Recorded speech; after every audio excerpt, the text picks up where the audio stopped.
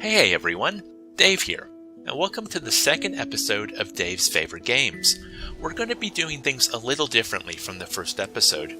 While I wanted the series to be more conversational in tone, not using a script for the first episode led to more problems than I would have liked, chief among them a longer, more rambling video.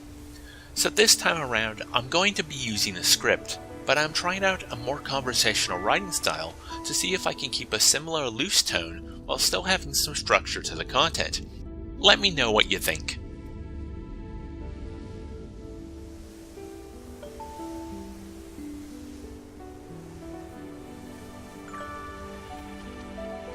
Now the title of the video and the footage will likely have clued you into that this episode I'm going to talk about Flower.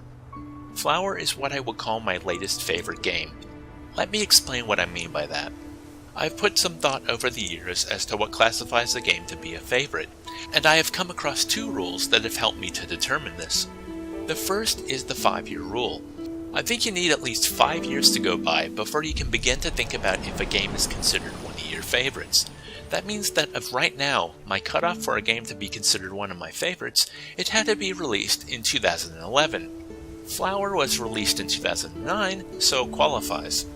The second rule explains why a game I love, such as, say, Super Meat Boy, released in 2010, hasn't trumped it. I call the second rule the 3 plays rule. For a game to truly be considered one of my favorites, I have to have returned to it at least 2 times after my initial playthrough. Notice I didn't say completed. The reason for this is many games on my favorites list from the NES era, like Super Mario Bros. Or Mike Tyson's Punch-Out, I have never completed. I've gotten close on many occasions, but despite not having finished them, I return to them time and time again. To me, they are endlessly playable.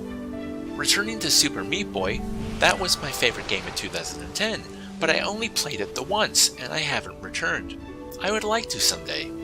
Perhaps it and other games since will one day be among my favorites, although the older I get and the larger my backlog grows, the more difficult it becomes to return to those games one has already spent their time with.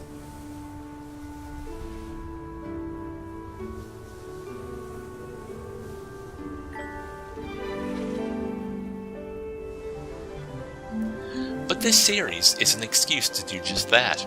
Okay, let's talk about Flower.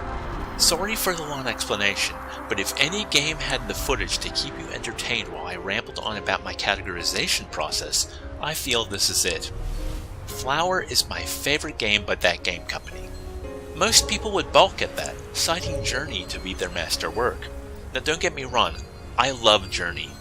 It's just that I feel that the emotional arc of Journey was first tested in Flower before it was polished for that game. It has similar beats as you make your way through the different locations. For example, both games have a very depressing moment before the final stage explodes in a shower of joy and whimsy. I still prefer the abstraction of Flower more.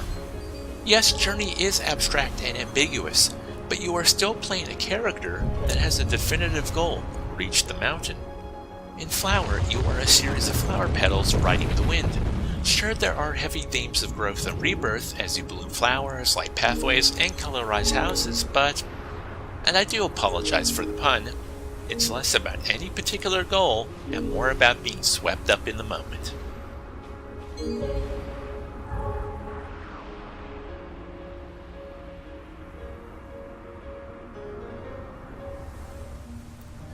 Another reason I love the game, and find myself returning to it, is that no matter how many times I play through, or invite a friend over to have them play through it, I always have this huge smile on my face. Riding the Wind contains feelings of peace, blooming the flowers and listening to the emergent soundtrack evokes wonder, and there's just a strength of color and fluidity to each stage. You can really take as long as you like, whisking through to the end like I did in the recorded playthrough, or just relaxing as you play around with what the level has to offer, such as the ability to paint the grass at the end of stage 2. I love how each stage is its own distinctive element.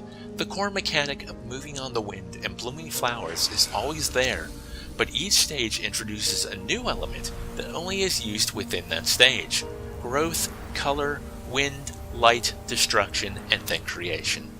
As the purpose of these videos is for me to gush about the game, I don't want to ruin too much more for those who have not played it, but these differing ideas all link together rather spectacularly.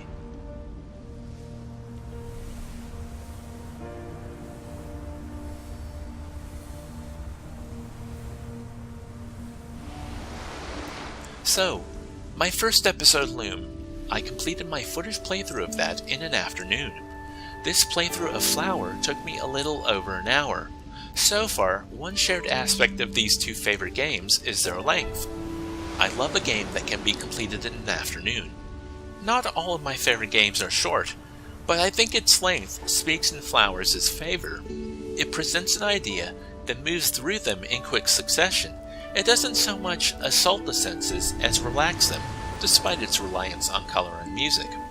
It's one of those games I like to show off to those that dismiss the medium of video games as being violent toys for children. Flower is the type of game that makes me happy to be playing video games, and that is why it is one of my favorites.